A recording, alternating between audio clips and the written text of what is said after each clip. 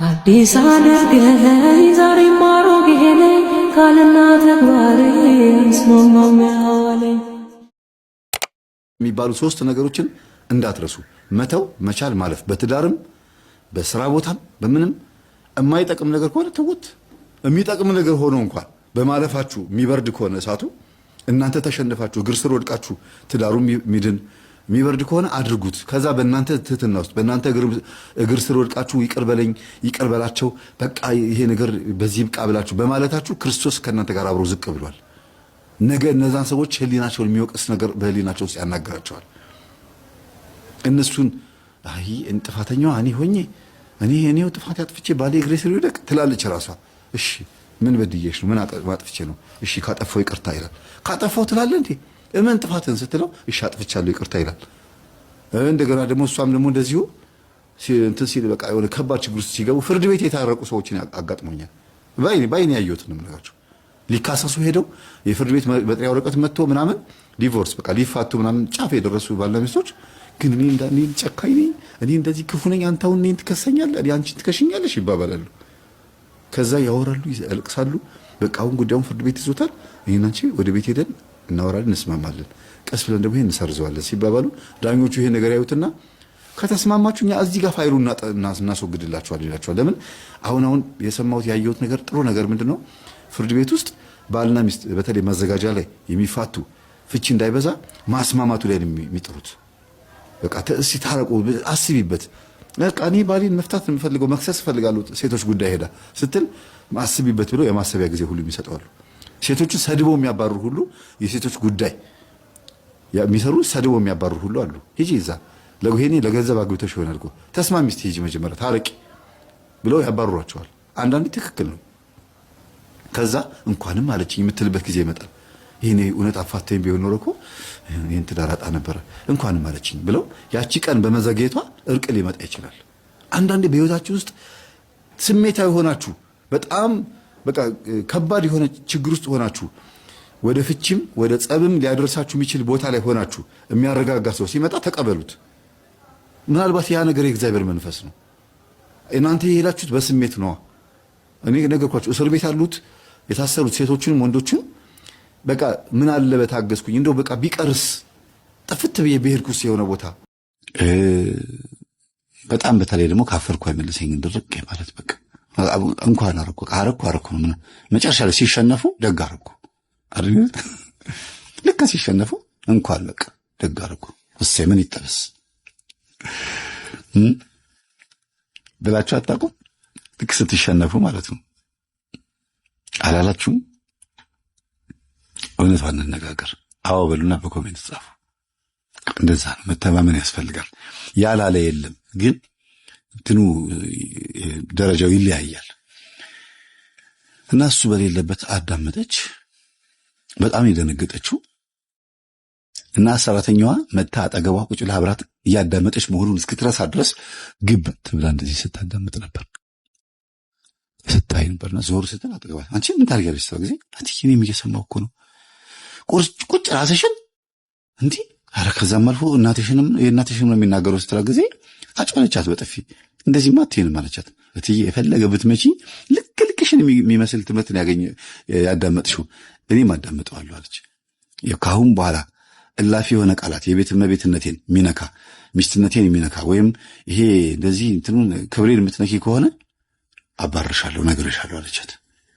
ኧረ እትዬ ግን አያዋጣሽም ተይ። ሰራተኛዋ ደግሞ በጣም ችካ ጋር ግድ የለሽም። አሁንም ራሱ እኮ ያቺው ስሜት ነች ያለችው። እሷን ነገር ተያት፣ አትጠቅምም፣ ግድ የለሽም ለስለስ ማለት ነው። እናቴ ብታይ አባቴን እንዴት አድርጋ እንደያዘችው ገጠር ላይ እንዴት አድርጋ እንደያዘችው። ይሄ አሁን አንቺ ላይ የሚታየው ባህሪ አባቴ ላይ ያለ ባህሪ ነው። ገጠር ላይ ግን ተንከባክባ ጥሩ አድርጋ ነው ያዘችውና የታደልሽ ሰው ነሽ። ባለቤትሽ በጣም መልካም ሰው ነው። እንደው አንድ ቀን እንዳይቆጭሽ የምታዝኝበት የምታለቅሽበት ጊዜ እንዳይመጣ አለቻትና ከዛ ወዲያውኑ መኝታ ክፍሏ ገብታ ሰራተኛዋ ራሷ እኮ ነች ሻንጣዋን ሰበሰበችና ሸኝኝ በቃ አለቻት። እና እውነት በትክክል ሸኘቻት። ምክንያቱም ክብሯን ነክታለች። አይገርምም? ከዛ ብቻዋን የታለች ስሟን ጠርቶ ራት ምናምን ሲል ጊዜ የለችም አለችው። የት ሄደች? ወጣለች። ሂዱ ሸኙኝ በቃ አልፈልግም ብላ ወጣለች። ደግሞ እሷን ማባረርሻት ማለት ሰራተኛ እዛ ቤት አይቀመጥም። ሌላ ያልነገርኳችሁ ነገር ደስ የማይል ነገር ካየችባቸው በቃ ፌስተርሽን ይዘሽ ውጪ። ያው ብር ስንት ነው ፈልጋ ቢሸውዷትም ብር እላፊ ብር ቢጠይቋትም እንኩ ለምን ማብላ አትከራከር ቋጣሪ ላለመባል ማለት ነው። እና ሄዳለች አለችው። ሸኙኝ አለች። ሲደውልላት አይ መውጣት ፈልጌ ነው። ለምን? አይ በጣም ከባድ ነች። እኔስ ጥሩ ነገር አሳይተሃት እኔ እሱን ትምህርት እኔም አዳምጨው እግዚአብሔርን አግኝቼዋለሁ። ሌላም ቤት ብገባ ይህን ትምህርት አዳምጣለሁ ግን አልፈልግም አለች። በዛው ሄደች ወጣች። በቃ ሰራተኛዋ ግን እራት የምታቀርበው ራሷ ነች። እግዚአብሔር ያስወጣትም ይመስላል ሰራተኛዋን። ለምን አንዳንድ ጊዜ ሚስት ልታደርግ የሚገባውን የቤት እመቤትነትን ሰራተኞች ስለሚያሟሉት ሚስቶች ለባላቸው ቅርብ ላይሆኑ ይችላሉ። የሚስትን ድርሻ ይካፈላሉ። አንዳንድ የቤት ሰራተኝነት እኮ የሚስትን ድርሻ የሚካፈላሉ በብዙ አይነት መንገድ። ምግብ በማቅረብ እጅ በማስታጠብ እግር በማጠብ ማለት አይደለም። እሱ እንዳለ ሆኖ የሚስት ፍላጎት ነው። ይሄ ትህትና ነው። ከዛ ጎን ለጎን ግን ሰራተኛ ባትኖር ኖሮ ለባሏ ምን ልታርግ ትችላለች? በግድ ምግብ ታቀርብለታለች። በግድ የመታዘዝ ነገር አለ። ጎንበስ ብላ እጁን ባታስታጥበውም እንኳን ወጥ ትጨልፋለች አለቀ ሲላት፣ ወይም ደግሞ እንጀራ ለሱ ብላ ታዘጋጃለች፣ ወጥ ትሰራለች። ለሱ ብላ የምታረጋቸው ነገሮች ይኖራሉ። አብራ የመብላት እድል ያጋጥማታል። ይሄ ማለት የቤት ሰራተኛ አባሩ ማለት አይደለም፣ ግን ሊሚቴሽን ገደብ ያስፈልገዋል። እስቲ ይሄን እኔ ላድርግና ባሌ ልቅረበው አይነት ነገር ትንሽ የሚጠቅም ነገር ይመስለኛል አይደል? እና እንደገናም ደግሞ ባልየው ባለመኖሩ ምክንያት ማለት ስራ በመዋሉ ምክንያት የቤት ሰራተኛ የለችም። ብቻዋን ገጠመኙን የማዳመጥ ኢጎዋን ማንም ሰው አያይባትም። ለቅሷን፣ ትቢቷን ምንም ብትሆን ማንም ሰው አያይባትም። ያ ነገር ቤት ውስጥ ብቻዋን መሆኗን ጠቀማት እና እግዚአብሔር ሳይሆን አይቀርም። ልጅቷም ትምህርቱን አዳማጭ ሆነች። እንደገናም ደግሞ ከቤት ልውጣ ብላ ወጣች። ነገሩን ስታሰሉት ምን ቀበጥ ሰራተኛ ነች ይችን ተናገረችን ብላ ትወጣለች ትላላችሁ። ግን የእግዚአብሔር እጅ እንዳለበት ያስታውቃል። እንዴት ብትሉ ባልየው ጠዋት ወጥቶ ማታ እስኪመጣ ድረስ ትምህርቱን እያዳመጠች እየተለወጠች የሳይካትሪስቱን ስልክ ጋር ደውላ ሰይጣን ምናልባት ፈትኖች ሊሆን ይችላል ያልከኝ ነገር ሳይሆን አይቀርም አለችው በትህትና። ጎሽ ጥሩ ነገር ነው በይ እንደዛ ከሆነ ጸበል ተጠመቂ ሲላት ጸበል መጠመቅ ልጀምር አለችው። አዎ ግን እኮ አንተ ሳይካትሪስት ወይም ደግሞ ስነ ልቦና መምህር ነህ፣ ወደ ጸበል እኮ እናንተ አትመሩም፣ ሌላ ነበር ሰዎችን የምታለማምዱት። ስለዚህ እግዚአብሔር በአንተ በኩል እየመከረ ነው ማለት ነው አለችው። ኦ በጣም ትልቅ ለውጥ ነው፣ እየተመከርሽ እንደሆነ ማሰብ ጀመርሽ አላት። ይሄ የሚላት ግን አውቆ ነው፣ መመከር እንደማትፈልግ እንደነበረ እንድታቅ፣ ጥፋቷን አምና እንደማታቅ እንድታቅ ምናምን አውቆ ወጋ እያረጋት ነውና፣ ግን እኔ እንደዚህ አይነት ሰው ነኝ እንዴ አለችው። የሆነ ሰዓት አይምሯ ተከፈተላት መሰለኝ። ማን እንደሆነሽ ማወቅ ትፈልጊያለሽ አላት። ቴሌግራም ላይ ልኬልሻለሁ አላት። ስታነበው ደነገጠች። አስቡት፣ ለአንድ ወር ያክል አብሯት ቆይቷል። ያየውን ነገር ጽፏል። እንደገና ደግሞ መጀመሪያ ደግሞ አንቺ እንደዚህ አይነት ሰው ነሽ ብሎ ደግሞ ጽፏል። ሁለቱ ሲነጻጸር በጣም ከባድ ነው። እስቲ ልንገራችሁ ምን እንደጻፈ። መጀመሪያ እንዳያት እስቲ እኔ ምን አይነት ነኝ ብላ ስትለው የጻፈው ምን እንደሆነ ታውቃላችሁ? ይመስለኛል ብሎ ነው የጀመረው። ይመስለኛል፣ ጉረኛ፣ ቲቢተኛ፣ ደረቅ፣ አውቃለሁ፣ እኔ ያልኩት ትክክል ነው፣ ባመንኩበት የጸናሁ ነኝ፣ ባይነሽ፣ ሪዛልት ወይም ውጤት ብሎ ደግሞ ከስር ጽፏል። ለባል ትክክለኛውን ፍቅርና ክብር አለመስጠት፣ ለልጆች ትክክለኛውን ፍቅርና ክብር አለመስጠት፣ ለትዳር ትክክለኛውን ፍቅርና ክብር አለመስጠት ከፋፍሎን ያስቀመጠው። ለገንዘብ ትክክለኛውን ክብርና ፍቅር አለመስጠት ምን ማለት ነው? ኢጓን ለማባበልና ወይም ድንፋቷን ይሄ ትቢቷን ወይም ድርቅናዋን ለማባበል ስትል ዋጋ ትከፍላለች። ቤት ውስጥ የምትመገባቸው ምግቦች፣ የሚያየው ነገር በአጠቃላይ ራሷን እንዴት እንደምትጠብቅ ምናምን ሲያየው ምን ያህል ለቅርጿ፣ ለውበቷ፣ ለጸጉሯ እንደምትጨነቅ ኢቭን ጸጉር ቤት ሄዳ ራሱ ጸጉሯን ሲሰሯት ማለት ነው ነው እንደዚህ አይደለም የምፈልገው፣ ይሄ እንደዚህ አድርጊው፣ ይሄ እንደዚህ አድርጊው ምናምን ብላ ለማዘዝ ትሞክራለች። ያ የሚያሳየው ራሷን እንዴት እንደምትጠብቅ። በእርግጥ እንዴት መሰራት እንደምትፈልግ መናገሯ መጥፎ ነው ማለት አይደለም። ግን አንድ ቀን የፀጉር ቤት ሰራተኞቹ እሷን ሲሰሯት በእነሱ ምርጫ ሆኖ አያውቅም። እያንዳንዱን ሰዓት እንዴት ማድረግ እንዳለባቸው እየነገረቻቸው ነው የምትጨርሰው። እዚህ ጋር እንደዚህ አበላሸሽብኛል ምናምን ብላ ረክታ አትሄድም፣ ደስተኛ ሆና አትሄድም። የፍላጎቷ እንዳልተከናወነላት እየነገረቻቸው ነው።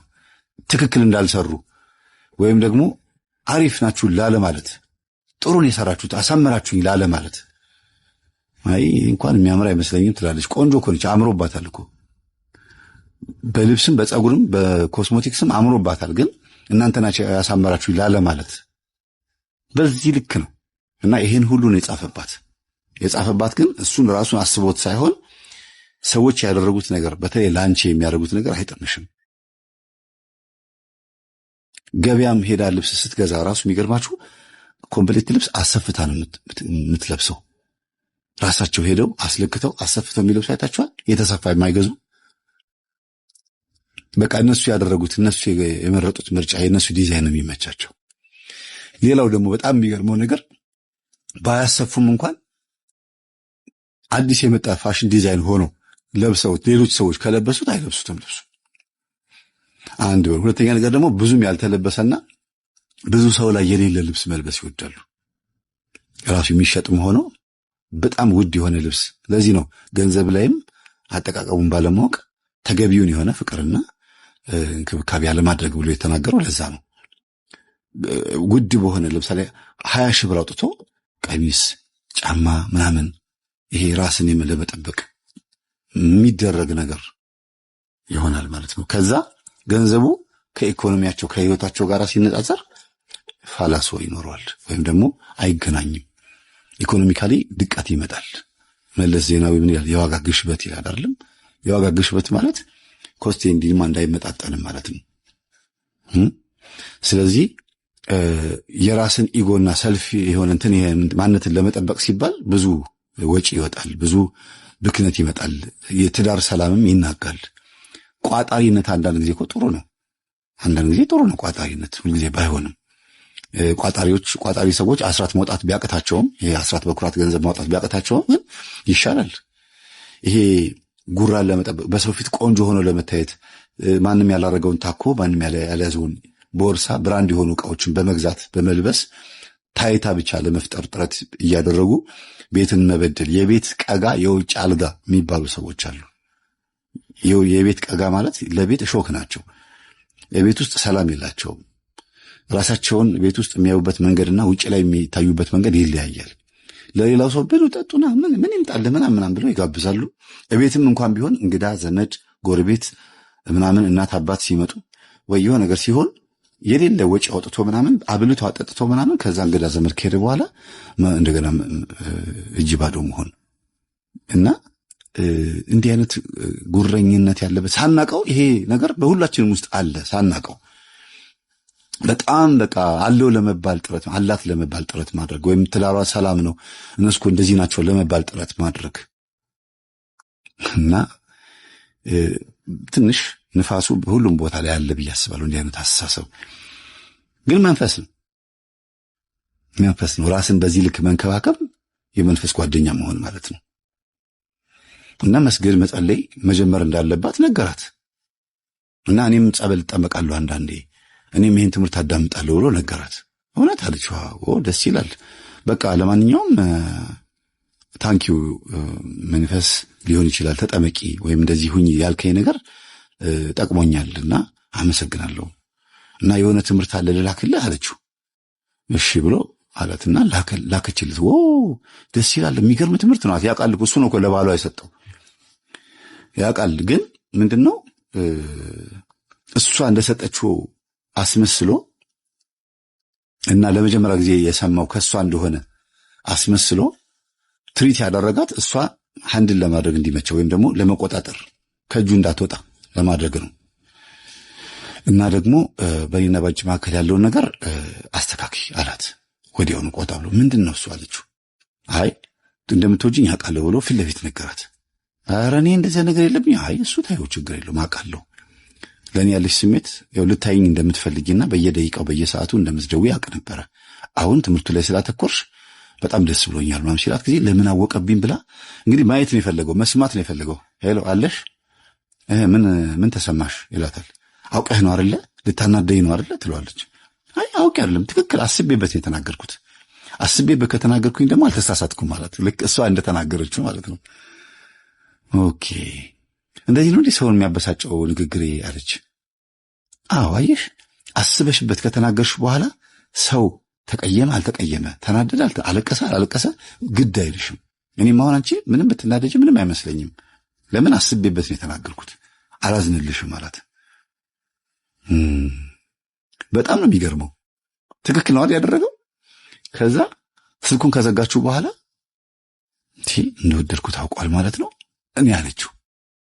ስለመውደዷ ኃጢአት ስለበቃ እሱን ከትዳሯ ውጪ ማሰቧ ማለት መፍቅር ስለያዛት አይደለም። በዛ አንድ ውስጥ ተላምደው አብሯት ቢተኛ ሁሉ ተመኝታለች። እና ይህንን ሐሳብ በማሰቧ ግን በጣም ነው የተበሳጨችው። እንዴት እንደዚህ ያስባሉ? ትዳር ላይ አይደል ያለሁት?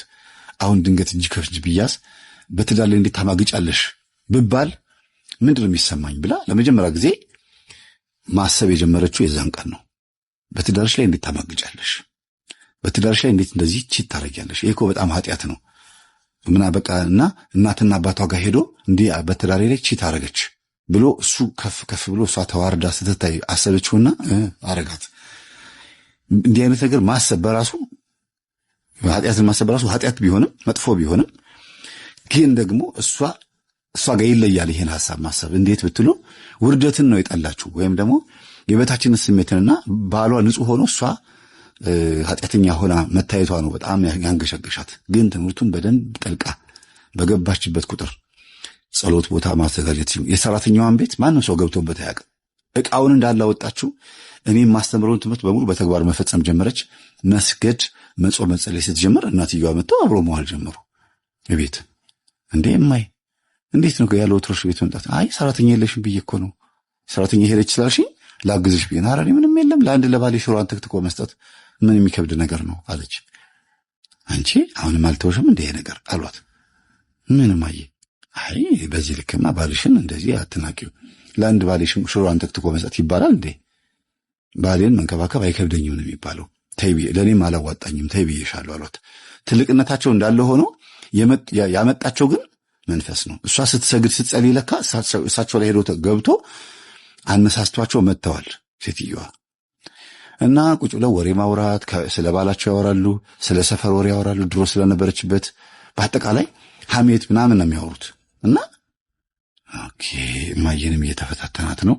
እኔም እንደዚህ ይህን ትምህርት እንዳላዳምጥ የሆነ ነገር እያደረገኝ ነው፣ ለምን አብሬያት አላዳምጥም ብላ ስትከፍተው በማግስቱ ድራሻቸው ጠፋ። አብሯት ነበር ያደሩት። ድራሻቸው ጠፋ። ማለቴ ቤት መሄዳቸው እንዳለ ሆኖ ስልክ እንኳን አያነሱ ማለቴ ነው።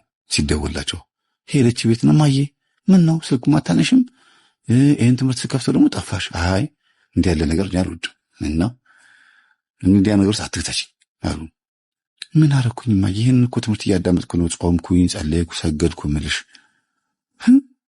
አንቺ አሁን መጾም፣ መጸለይ፣ መስገድ ጀምረሽ አቤቱ ማረኝ ይቅር በለኝ ልትይ ነው?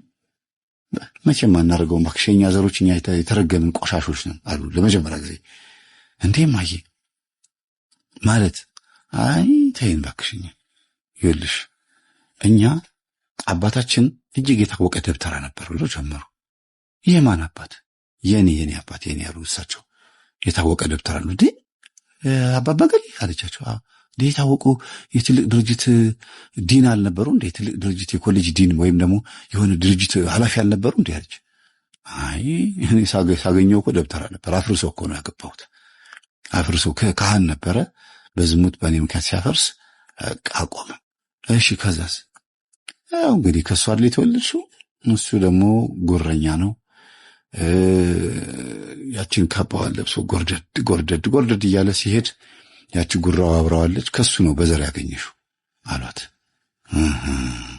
መምህር ተስፋ የሚናገረው ትክክል ነው ማለት ነው አለች። ምን ግርማ ሞገስ የሚባል ድግምት ያስደገሙ በሰው ፊት ለመከበር እንዲያውም የዛሬ 6 ዓመት ያቀረብኩትን ገጠመኝ ታስታውሱ እንደሆነ የሞተ ሰው ጆሮ በኪሳቸው ይዘው የሚዞሩ ሽማግሌ ታስታውሳላችሁ? የሬሳ ጆሮ ቆርጠው ተደግሞበት በኪሳቸው ይዘው ይዞራሉ። ደርቋል ኩርምትር ብሎ ስንት ዓመት ኪሳቸው ውስጥ ነው ያለው። እሱን ይዘው ከዞሩ ሰው ያዳምጣቸዋል። ሲያወሩ ተደማጭነት ያገኛሉ፣ ይከበራሉ። እሱን ስጋ ያን ጆሮ ካልያዙት ግን ተዋርደው ነው የሚውሉት። ለመከበር ብለው ደብተራ የሰጣቸው ራሳቸውም ደብተራ ነበሩና በሰው ፊት ለመከበር ብለው ያደረጉት ነገር ነው ብዬ አስተምሬያለሁ። እንዲያውም ርዕሱ ራሱ የሰው ጆሮ በኪሳቸው ይዘው የሚዞሩ ሽማግሌ ብዬ ነው የጻፍኩት። ቀጥታ ቃል በቃል ባይሆንም ታገኙታላችሁ። እና ግርማ ሞገስ የሚባል ድግምት እንዳለ ያስተምራል። ይሄ ግርማ ሞገስ የሚባለው እንደው በሰው ፊት መታየት፣ መከበር፣ ኩፍስ ማለት እና ይሄ ደግሞ በተዋርሶ የሚመጣ እንደሆነ እላቸው ላይ መንፈስ እንዳነገሱ ሲያስተምር ሰምቼዋለሁ። ስለዚህ ይሄ የትዕቢት መንፈስ ነው ማለት ነው። እኔንም አንቺንም እንደዚህ በትዳራችን ላይ ትዕቢተኛ እንድንሆን ያደረገን አሁን ገብቶኛል አለች። ይሁን እንደዚህ ብሎ ካስተማረም ጥሩ ነው። በእርግጥ ልክ ነሽ። ግርማ ሞገስ በጣም ግርማ ሞገስ አለ። የሰፈር ሰው ሁሉ የሚሰግድለት ጎንበስ እያለ የሚሰግድለት ልክ ነሽ አሉ። እውነት አለች። አዎ እንዴ አንቺ ሳትወለጂ በፊት እኮ እኔ እና እሱ 7 ዓመት ተቀምጠናል አብረን። በኋላ ነው የመጣሽው። በወሲብ በሩካቤ ሲገናኘኝ በድብቅ ሲያርግ ቆይቶ ነው ከዛ በኋላ ዲያቆናት ደርሰውበት ያዋረዱት። ከዛ በኋላ ነው አፍርሰሃል ወጣ ተብሎ ተዋሩ። የትም ደብር ሄዶ እንዳያገለግል ተደርጎ እንዲያውም ቆይቷል። የዛሬ ስንት ዓመት መሰላችሁ? በደብሩን ብጠቅስም ችግር የለውም መቼም ቀራ አይላችሁም አይደለም። እሺ መሀል ገበያ መካከል ትልቅ በአዲስ አበባም ሆነ በኢትዮጵያ ትልቅ ገበያ የሚባል ቦታ ላይ ያለ ቤተክርስቲያን ነው። ያው ትረዱኛላችሁ መቼም። እና የዛሬ 30 ዓመት 32 ዓመት የተፈጸመ ታሪክ ነው የምነግራችሁ። እና በጣም ነበር የሚሰገድለት፣ ሁሉም ያከብሩታል። እንዲያውም ካፈረሰ በኋላ ራሱ ቤት እየመጡ አብሮት የሚጫወቱ የሚበሉ የሚጠጡ አረቄ የሚጠጡ በግ ይታረዳል፣ ፍየል ይታረዳል። እኔ ብሩን ከየት እንደሚያመጣው አላውቅም። በሳምንት ፍየል ይታረዳል። የገና ጾም ያልተጾመበት ጊዜ ነበር አለች። የገና ጾም እየተበላ እየተጠጣ ችግር የለውም እያለ ግን ቄሶቹ በድብቅ እየመጡ እኛ ቤት ስጋ ይበላሉ እንጂ እንደ ጿሚ ነበር የሚቆጠሩት የገና ጾም ላይ። በነገራችን ላይ በዚህ አጋጣሚ ቅባቶች ይሆኑ አይኑ አላውቅም እንጂ በገና ጾም ምክንያት ክርክር እንዳለ ታውቃላችሁ ወይ? ቤተክርስቲያን ውስጥ አይደል የገና ጾም መሻር አለበት የሚሉ አሉ። እንዲያውም በአባቶቻችን የዛሬ ስንት ዓመት ምናምን ክርክር ነበረ። እንዴ እንጹም ነው እንጂ የሚባለው እንዴት እንብላ ይባላል ብሎ ነው ያፈረሱት ይህንን ስብሰባ ማለት ነው።